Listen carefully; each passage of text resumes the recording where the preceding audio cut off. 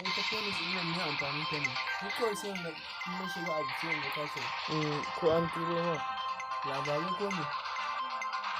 ga recording nake yi kan voice din ya shiga.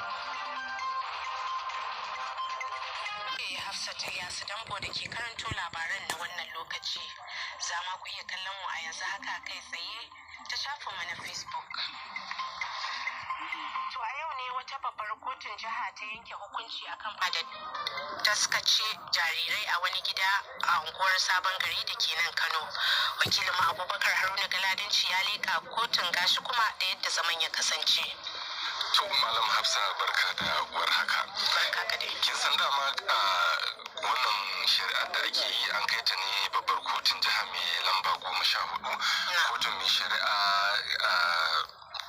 wato a nan a Bambai.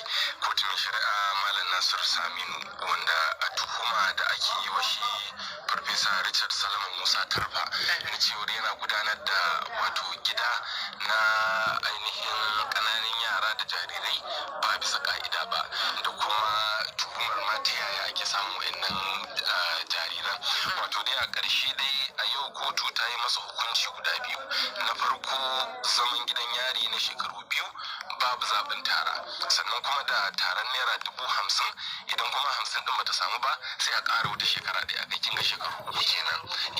Wannan shekara 2 da kotu ta yi masa, ta yi masa ne saboda a lokacin da aka zo kotun, kotu ta tambaye shi, to bawan Allah tunda ka ce wannan gida da sahalewar hukuma, gwamnatin Kano ta baka takarda domin ka gudanar da shi, domin da abin da aka ce a hukumance dole akwai shaida ta takarda.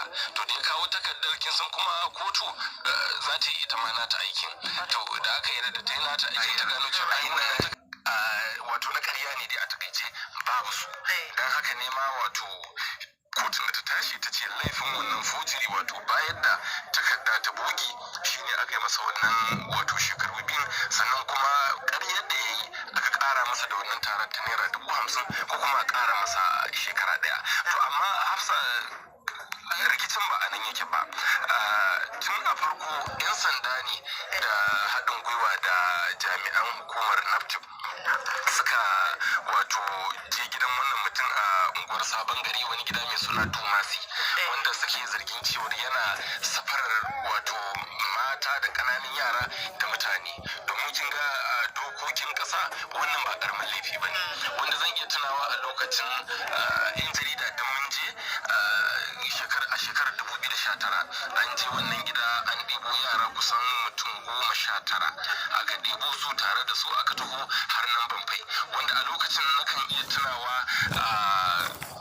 ita rundunar 'yan sanda ta jihar Kano an je wannan gida ne a ranar 25 ga watan Disamba, kin ga a ranar Kirsimeti kenan na shekarar 2019, inda a wancan lokaci mai magana da yawan rundunar 'yan sanda ta jihar Kano wato DSP Abdullahi Haruna Kiyawa, ko in ce SP Abdullahi Haruna Kiyawa a yanzu, ya ce ai suna tuhumar shi Farfesa Salman Musa Tarfa ne da zargin wato haɗa kai da wani likita mai suna Dr. Chidi Christopher, wanda shi wannan likita idan mata waɗanda suka samu juna biyu ba tare da aure ba, shi ƙwarewarsa wato zubar da ciki ne, ko kuma ma dai da kowane irin dalili ne idan mace ta zo za a zubar da ciki, wani cikin yakan kai lokacin da za a iya zubar da shi, wani kuma idan ta haihu ake yadda ɗan.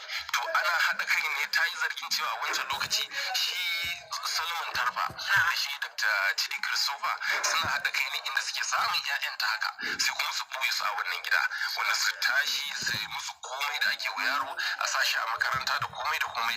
Dan ina iya tunawa a lokacin na tattauna da shi Salman Tarfa a wato a sharkutar 'yan sanda ta Bambai, inda yake cewa ai su ba zargin da ake masa shi ba shi da ma shi kamar an yi masa kutsi ne ma yancinsa na ɗan ƙasa, domin shi yadda ya nuna ma kamar taimako suke yi wa yaran, domin yaro an yadda shi ba shi da gata amma sun ɗauko shi sun ba shi ilimi sun ba shi komai, wanda a lokacin har yake cewa